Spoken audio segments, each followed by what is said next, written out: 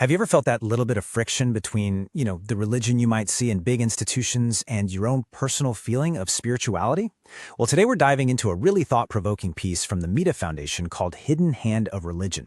And it makes a pretty bold claim that for centuries, one has often been a tool of control, while the other, well, that might just hold the key to our freedom. Let's dig in and see what they mean. Okay, this quote right here. This is the heart of the whole argument. The source is saying that if you look back through history, organized religion has often acted less like a bridge to something divine and way more like a system for control. It's a huge statement, for sure, and it's the lens we're going to be using to look at history, power, and even our own psychology today. So what's the actual conflict they're talking about? This slide breaks it down perfectly. On one side, you've got organized religion, which the source says is often built on dogma, obedience, and fear. And on the other side, you've got what they call true spirituality, which is all about direct experience, freedom, and self-knowledge. Now, the article is really careful to say this isn't about tearing down faith. It's more like an excavation, an attempt to dig down and find the truth underneath all the layers. All right, let's start that excavation. The source argues that to really get how these systems of control work, you have to look at the hidden agendas that are so often at play. And they've identified four main areas where spirituality has been, well, kind of hijacked for power. This is where it gets really interesting, right? Look how they lay this out. Politically, you've got religion being used to prop up rulers. I mean, think about the divine right of kings. If you disobey the king, you're disobeying God himself. Psychologically, it's about using concepts like sin and damnation to wire people with fear and guilt. Economically, you've got things like mandatory tithes or selling indulgences to pull wealth from the people. And culturally, it's about creating these us versus them stories that can justify anything from social control to full-blown colonization. So all of this leads to a pretty crucial question, one that the source really wants us to ask. How can you tell the difference? How do you know if you're on a spiritual path that's meant to free you versus one that's actually designed to control you?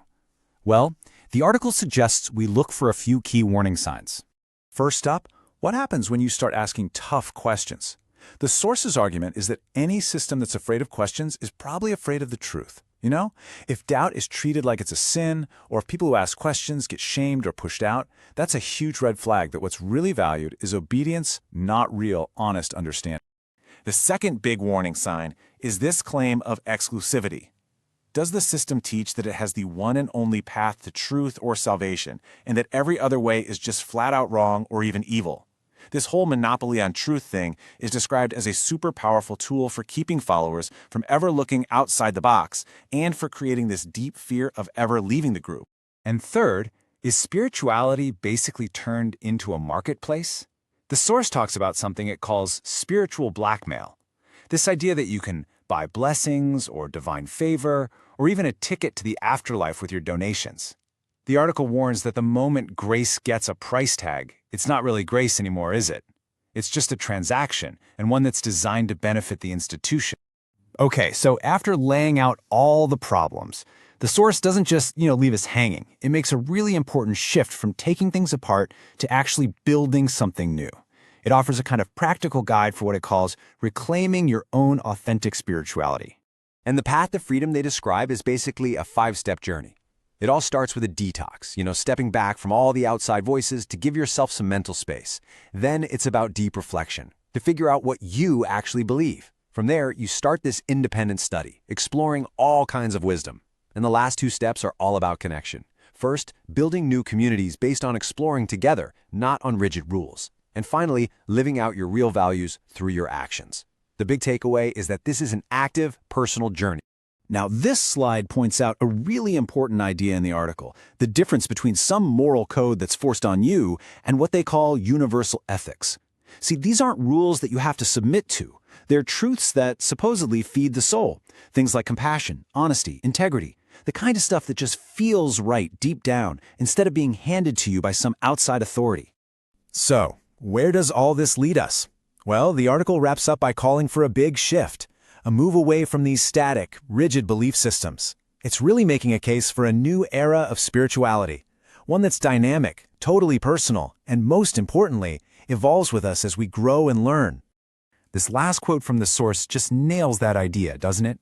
The whole point isn't to find some fixed set of answers and then spend the rest of your life defending them.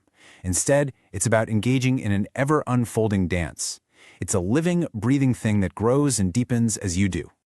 And that brings us to the end, leaving us with this one last, really powerful question from the source material. After looking at all these systems of control and the paths to liberation, it turns the question right back to us.